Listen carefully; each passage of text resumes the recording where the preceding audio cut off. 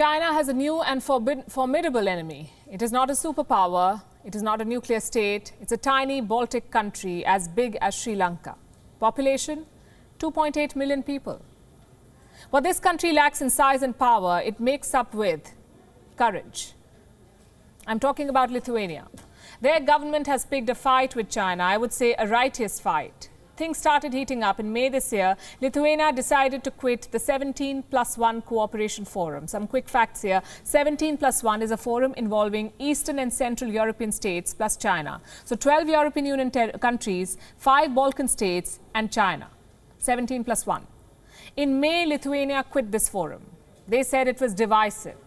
What started as a rift soon became an anti-China crusade. Lithuania has criticized the genocide in Xinjiang. They have slammed the crackdown in Hong Kong. In September, they asked all their citizens to quote-unquote throw away their Chinese smartphones.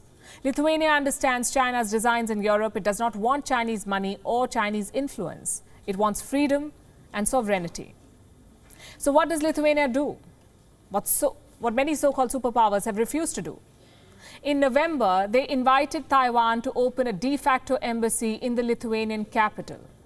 The embassy uses the name Taiwan, not Taipei, like in the United States or Europe. Lithuania also plans to open a trade office in Taiwan soon. All of this has naturally angered Beijing. So how did they respond? With threats and trade wars, China downgraded its relationship with Lithuania. It also expelled the Lithuanian ambassador and recalled its own envoy from Vilnius. Then came the trade boycott. Goods produced in Lithuania were suddenly getting stuck at Chinese customs. Multinationals were given a choice: cut ties with Lithuania or leave the Chinese market. Beijing also unleashed its wolf warriors.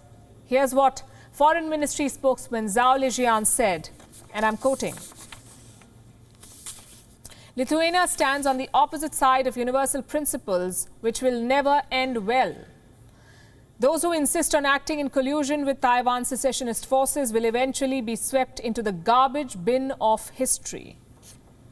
Strong words there. China wants to sweep Lithuania into the garbage bin. But this tiny Baltic nation is standing firm. It makes you wonder, where is this courage coming from? China's 39th biggest city, 39th, has more people than Lithuania.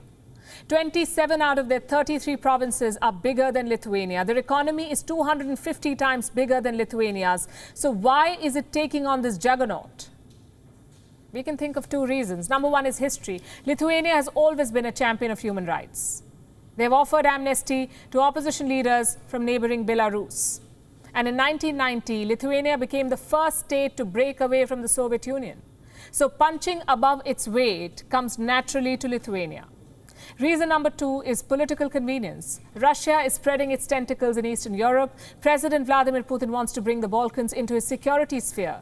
So Lithuania is hoping for some American support. And how can they get that? By making the right noises against China. Well, whatever be the reasons, you must applaud the spirit. On paper, it's a no contest, a Baltic minnow versus an Asian giant. But Lithuania is hanging on. And that too with little foreign help. The European Union is not joining this fight. When Beijing began boycotting Lithuanian goods, do you know what Brussels did?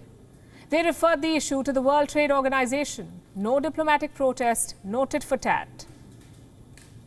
This needs to change. Like-minded countries have to bunch up. Lithuania needs political and economic support to keep up this fight. In fact, it is not just Lithuania. You have many examples to pick from.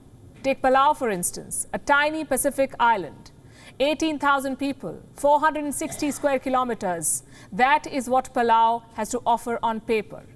But its president does not compromise on principles. He says he doesn't even answer calls from Beijing. He lets it go to voicemail. Another example is Samoa, 200,000 people, 2,800 square kilometers. Earlier this year, their pro-China prime minister was ousted. The new leader ended up cancelling Chinese projects worth millions of dollars. These are all examples for bigger nations. You don't always need nukes to take on China or $1 trillion GDP. All you need is the will to stand up for principles and the appetite to fight. WION is now available in your country. Download the app now and get all the news on the move.